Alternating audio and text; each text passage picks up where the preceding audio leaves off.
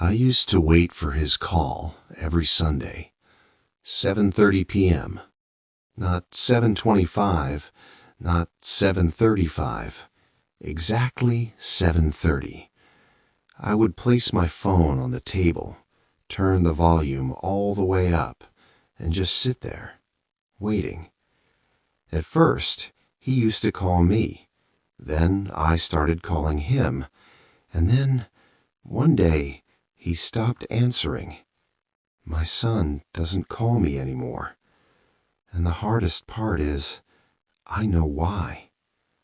I never wanted to be a bad father, but I was a strict one. I believed discipline creates strong men. I believed emotions make boys weak. So I raised him the only way I knew how. Firm voice, high expectations, no excuses. I thought I was building his future, but I might have been breaking something else. I remember when he was 10 years old, he came home from school crying. He lost a soccer match. He looked at me, hoping I would hug him.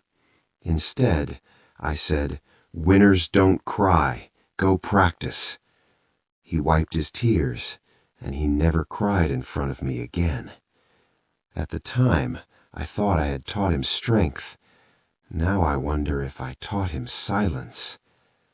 When he turned 18, he told me he wanted to be a musician. He had this old guitar he loved. He said it made him feel alive. I laughed.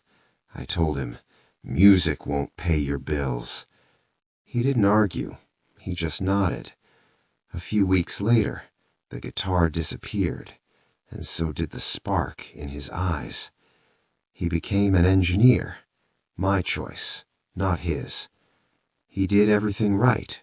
Good grades, good job, good marriage.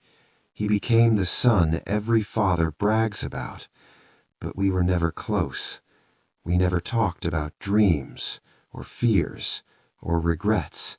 We only talked about achievements, promotions, responsibilities, bills.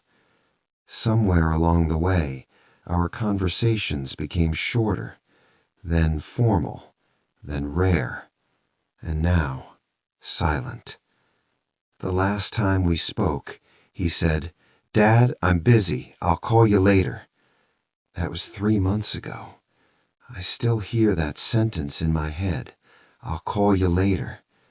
Later never came. I never told him I was proud of him. I thought he was proud of him. I never told him I loved him. I never told him I loved him enough. I thought providing for his education, his clothes, for his wedding, his clothes. I never gave him something much simpler. But I never gave him something much simpler. I see other fathers laughing with their sons. I see other fathers laughing with their sons, and I realize like friends. My son respected me, but he never felt safe with me. But he never felt safe with me. Respect can create distance. Respect can create closeness. Love creates closeness.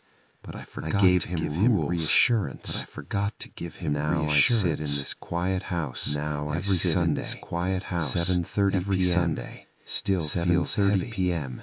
Still sometimes I pick up the phone and stare at his name. Pick up the phone. I want to call his name, but I'm afraid. I want to call him. What if he answers coldly? What if he doesn't answer at all? What if he doesn't answer at all? I was never afraid of anything in my life. I was never afraid of anything in my life. If you're watching this, and you're a father, if you're watching this, let your son cry sometimes. Let your son cry sometimes. Let him dream. Let him fail. Even if you don't understand his dream. Even if you don't understand his dream. You may have the perfect son. You may have the perfect son, but no relationship. Maybe your father wasn't distant because he didn't care. Maybe your father wasn't distant maybe because he didn't know how to show it. Maybe he just didn't know how to show it. Calling me. My son stopped calling me because I taught him how to live without needing me. I taught him how to live, but I never taught him how much I needed him. But I never taught him how much I needed him. If he ever watches this, I just want him to know. I am proud of him to know. I always was. I just didn't know how to say it. I just didn't know how to say it.